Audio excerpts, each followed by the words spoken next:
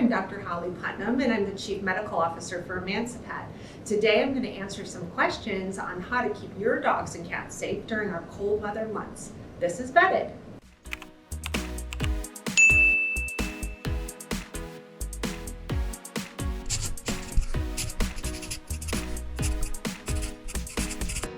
What are the dangers of severely cold weather to our pets? Well, the two biggest dangers that we need to think about are hypothermia and frostbite. Hypothermia is when the body temperature of a dog or cat drops to a dangerous level. If it goes unchecked, the pet can actually pass away from being too cold. Frostbite is exactly what it means for people, and that's where the tissue becomes so severely damaged from exposure to extreme cold that it could result in permanent disfigurement. Two temperatures that I want everyone to remember are 45 degrees Fahrenheit and 32 degrees Fahrenheit. 45 degrees Fahrenheit is the temperature that most preschools use to help determine what is safe for kids to play outside for an extended period of time. And you might notice as you're traveling down the road, or if you live in a rural area, that's often the temperature where you'll start to see blankets on horses and goats and potbelly pigs as you're traveling by. Some dogs and cats are more sensitive to cold temperatures below 45 degrees.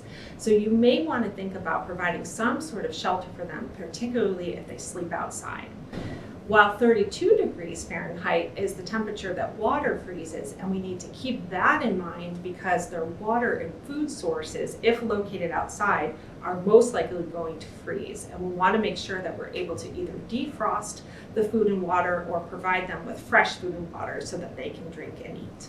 If I have an indoor-outdoor or fully outdoor cat, is it okay for them to be outside? The short answer is yes, it is okay for a cat to be outdoors, and they need adequate shelter and access to food and water.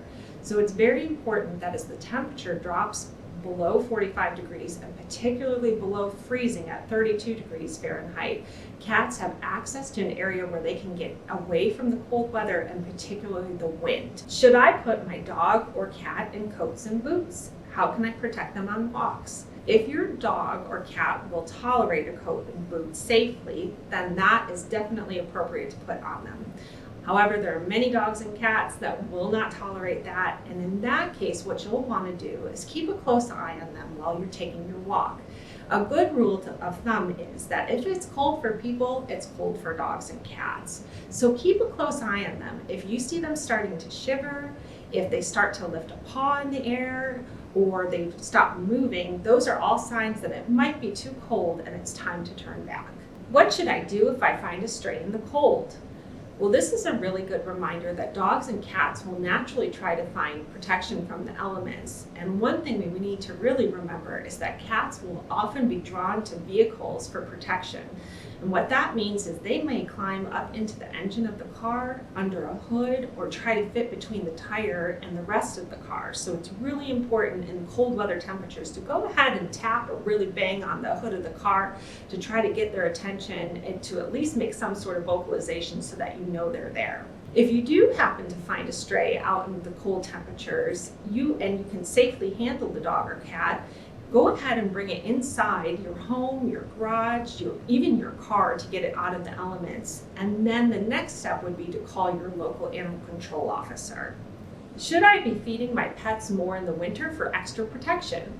If your dog or cat lives primarily indoors, the answer to this question is no. They should be just fine with the normal amount of food that you feed.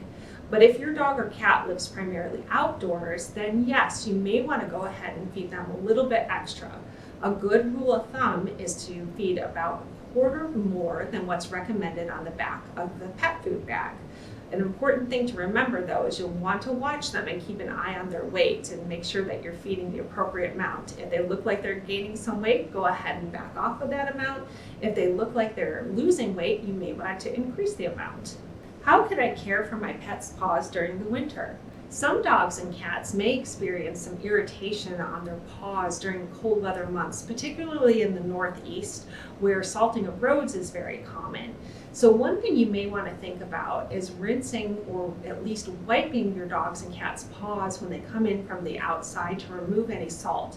If you're starting to see that their paws are becoming excessively red, or they begin to be a little bit tender when you go to touch them, that may be an indication that they need intervention by a veterinarian, and you'll want to schedule an appointment with your veterinarian.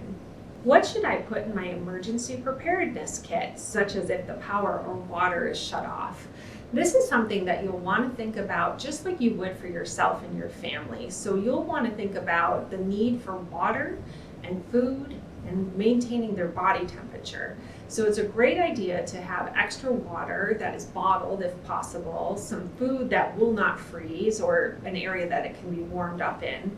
And then think about adding extra blankets and extra bedding, or spending a lot of time snuggling your dogs and cats, because your own body temperature and their body temperature can help keep each other warm. That's all the time we have for questions today. When in doubt, remember that if you're cold, your pets are cold.